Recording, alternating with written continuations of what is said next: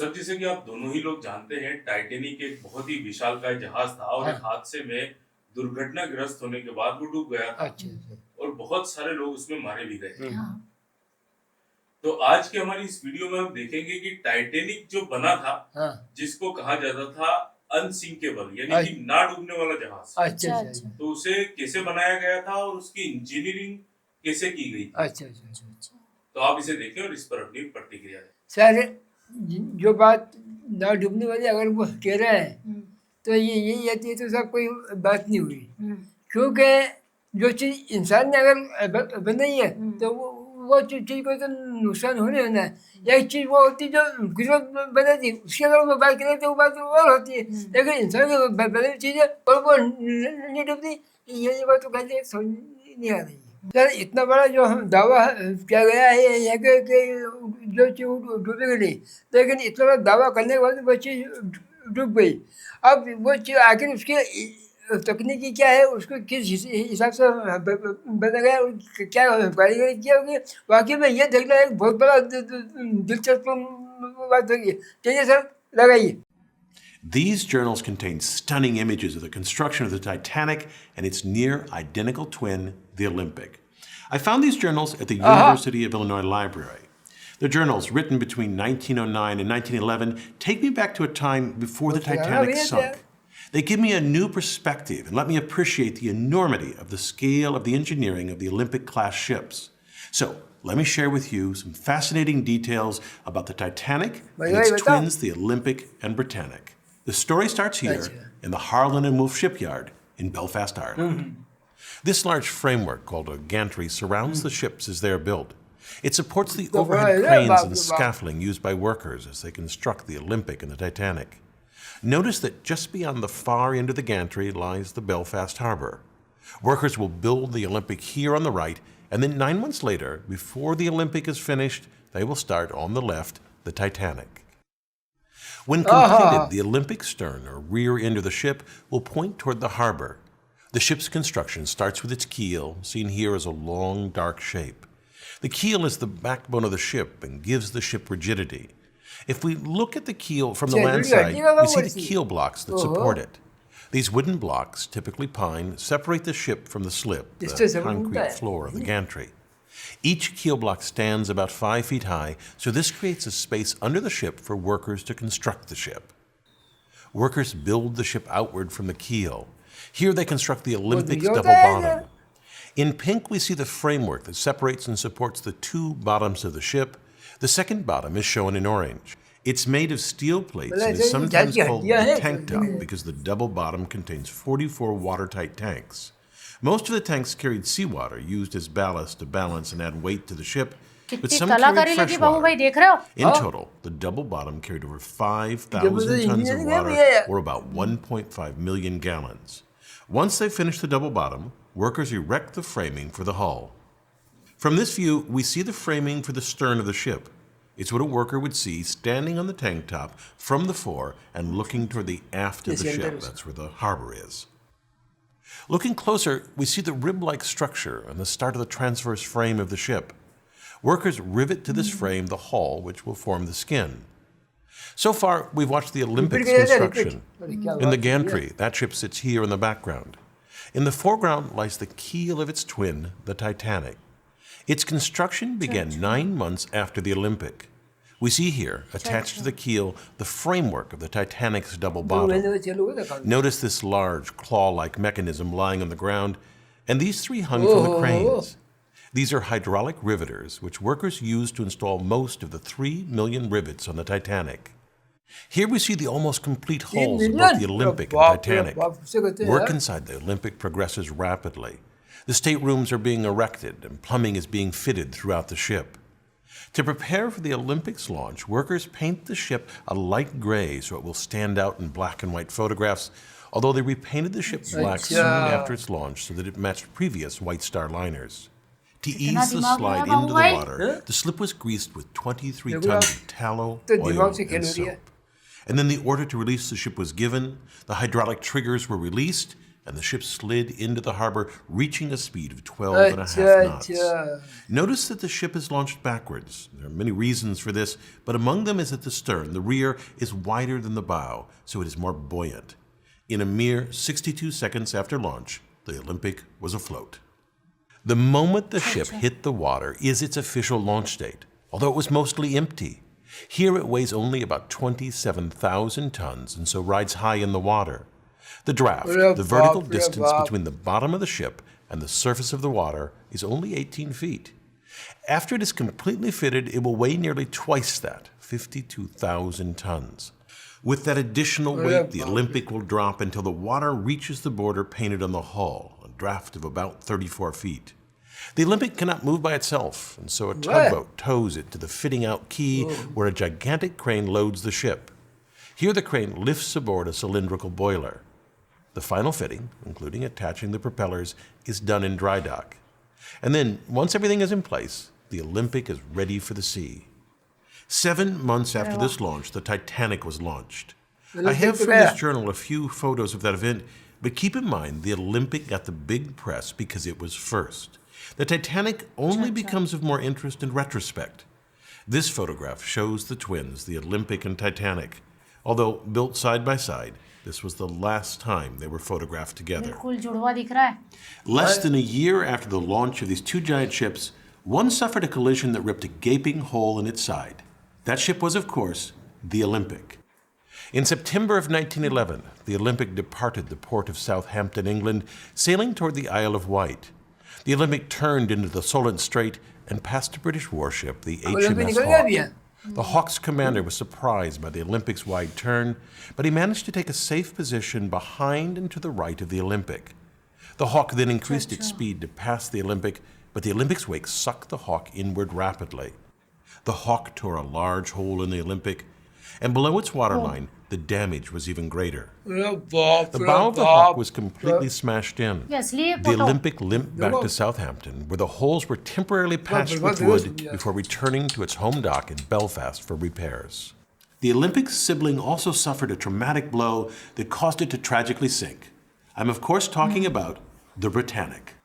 The Bratanic was the same size and very similar to the Olympic and Titanic. Although intended to be a passenger liner, the ship was drafted into military service in World War I as a hospital ship.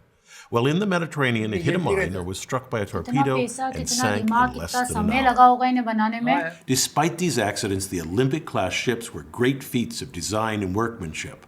Just consider the propulsion system of the Titanic. The ship had two sets of reciprocating engines. These engines were fueled by coal, which was stored along the bottom of the ship. Exhaust gases from the boiler discharged through these smokestacks, which are frequently called funnels. Now, they don't look like funnels until you look at them the right way. They're upside-down funnels. This cross-section of the Olympic shows the boilers sitting atop the double bottom.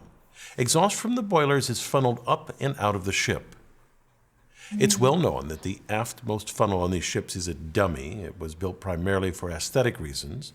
Although it did not service the boilers, it was used as a ventilation and extraction shaft for the engine and turbine rooms.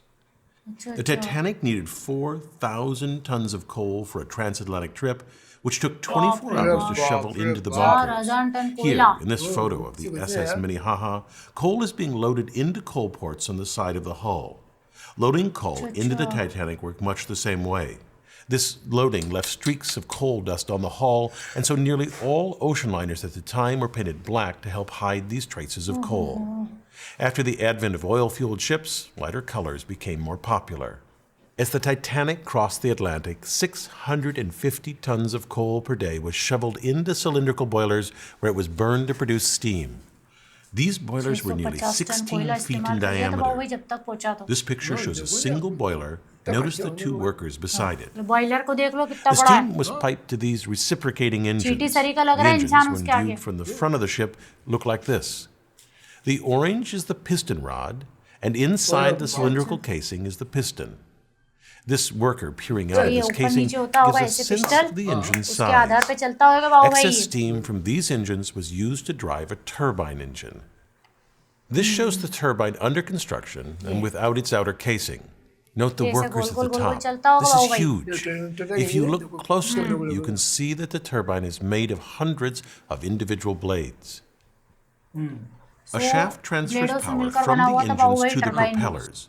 The ones on the left and the सैकड़ों। right were powered by the सैकड़ों। reciprocating engines, and each propeller weighed 38 tons, while the central propeller was powered by the turbine अरे engine. बाप रे It was बाप। cast as a single piece of manganese bronze and weighed 15 22 टनों में यार tons. देखते हो। The outer propellers were used for tight रे navigation बाप। of harbors, while the central propeller was used इतना only वजन in open जहाज का seas. और इतने ही Also, वजन unlike the लोगों का। others, the central ऊपर propeller वाले की could not कुदरत be है, driven कैसे in चलता है? reverse, only forward. ये समझने वाली Even with this बात है, powerful किस तरह वो- propulsion system, the Olympic-class ships were not the fastest at the time, which was intentional. The White Star Line decided to focus on comfort and luxury over speed. It's clear that the lavishly decorated rooms of the समझौता नहीं Olympic करा and था उन्होंने Titanic भी। certainly made the क्या शानदार passage more तरीके से enjoyable. बनाया था। But there were some hidden design choices Haveli that की made हवेली these चल ships रही the थी। pinnacle of comfort for all classes of service. The ships were steered using these helical gears. Oh, Each ship had two sets of बाप रे both the बाप। spur gears and the beveled gears. These massive gears are nearly Gear. 6 feet across, made of solid steel, and each weigh thousands of pounds. Notice the herringbone pattern on the बाप रे teeth. बाप। This pattern allowed a tight engagement of the teeth and resulted in reduced vibration transmitted to the rest of the ship. Altogether, the बाप रे। gearing on the Titanic weighed about 7.5 गजब का tons. Science इस्तेमाल किया गया था This बाबू भाई। very large structural piece is called the boss arms. These arms held the shafts of the outer propellers in place, and because of their size and strength, सही नाम they रखा है। reinforce the hull, which reduces panting. Panting occurs when variations in water pressure, तो say देखो तो सही, the चींटी crest सरी के versus the इंसान खड़े trough of नीचे। the wave, flex the hull एक ही inward and outward. हिस्सा ऐसा है Less flexing विशाल का है। results in less vibration felt by the passengers. These boss arms, also called shaft brackets, were fitted 20 feet apart at the very aft of the ship. While the Titanic and Bratanic both had tragically short careers, the Olympic triumphed. In its lifetime, it made over 500 transatlantic journeys, carrying over 400,000 passengers and sailing 1.5 million miles. It even spent 4 years as a U.S.-Canadian troop transport during World War I, earning the nickname Old Reliable. After 24 years of service, the ship was decommissioned and scrapped for parts. The Olympic-class ships were absolute marvels of engineering. I hope it's for their revolutionary design rather than their failures that they're remembered. I'm Bill Hammock, हाँ, the सही Engineer बात है, Guy. बिल्कुल सही। I thank my advanced viewers for their useful feedback on a draft of this video. If you'd like to be an advanced viewer, sign up at engineerguy.com/support. शानदार। Thanks for watching. Okay. वाकई साहब ये जानकारी देख के बहुत अचंभा भी हुआ और जानकारी भी अपने अच्छी मिली कि इतना खर्चा करने के बाद, इतनी मेहनत करने के बाद, एक से एक टेक्नोलॉजी लगाने के बाद, इतना भारी से भारी भरकम वो चीज़ लगाने के बाद उन्होंने इतनी मेहनत करी, इतनी मेहनत से बनाया और दावा का ये डूबेगा नहीं, लेकिन फिर भी देखो जो डूबा उसका बड़ी अफसोस होगी। ये एक इंजीनियरिंग का शानदार नमूना था बाबू भाई। और खुद में इतना ज़्यादा विशालकाय था, भव्य था और आकर्षित करने वाला भी था। जिस तरह से इसको बनाया गया था उसको देखकर तो दिमाग के तोते उड़ गए। तो समझ में नहीं आ रहा है कि किस तरीके की इसमें जो एक ही पुर्जा जोड़ा गया है, उस पुर्जे की गतिविधि, उसका आकार, हर चीज इतना सोच समझ के बनाया गया था। और वाकई में इस बात की तारीफ करूंगी मैं कि बनाने वाले ने बेचारे अपनी तरफ से तो पूरा प्रयास करे थे कि मैं कहीं पर भी गुंजाइश नहीं छोड़ी हूँ कि ये डूबेगा। मगर हमें एक चीज याद रखना चाहिए, हम जो भी काम करें अच्छा है, हमारी कोशिश है, मगर ऊपर वाले का साथ ही होगा तभी।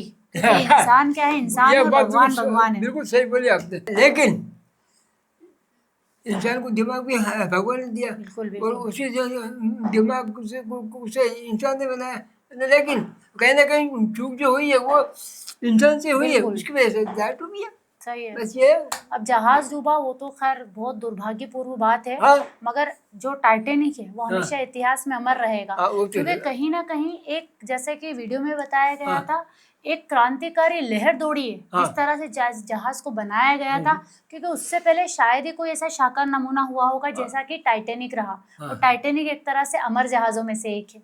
जहाँ गुजराती बात आई है तो उसमें गाना ही याद आ रहा है, आप वो गाना सुन दो। दुनिया बनाने वाले क्या तेरे मन में समाई, काहे को दुनिया बनाई तूने, काहे को दुनिया बनाई।